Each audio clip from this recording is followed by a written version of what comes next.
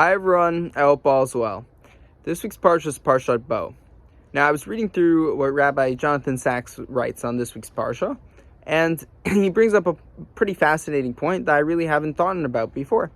And in talking in this week's Parsha about right when the Jews, everyone knows from the Pesach Seder that when the Jews were leaving Egypt, they were leaving in such a hurry. They wanted to get out of there as soon as possible, obviously. Very, very reasonable.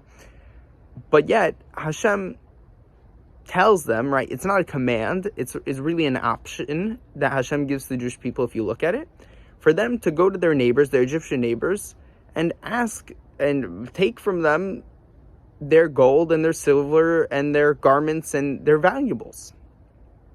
Now, why is this so fascinating? Because if you look at what the Jewish people did with these items that their Egyptian neighbors gave to them, they built the golden calf with them. So why is Hashem encouraging them to go out and get these things from the Egyptians? So if we look at a parallel in Jewish halacha, we might be able to learn a lesson from this.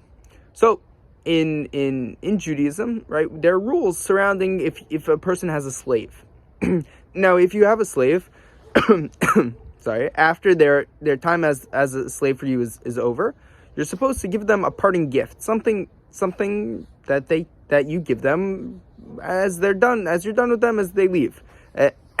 And the point of this gift that you give them is for the slave not to have thought of their time working under you as pointless and as meaningless, but as something that they did to contribute to something meaningful, and that the gift you're giving them is to enable them to start anew after their time working for you.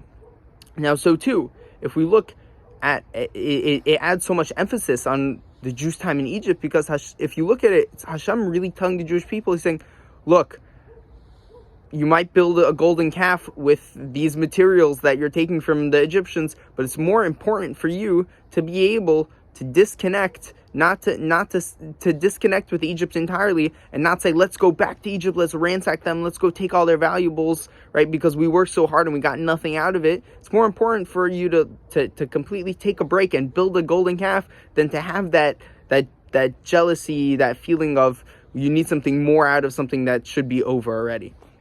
Now, Rav Jonathan Sachs finishes up his piece and with very powerful words that I think are so important for us to think about in every action in our lives, that as Jews, we don't live in the past, we live with the past.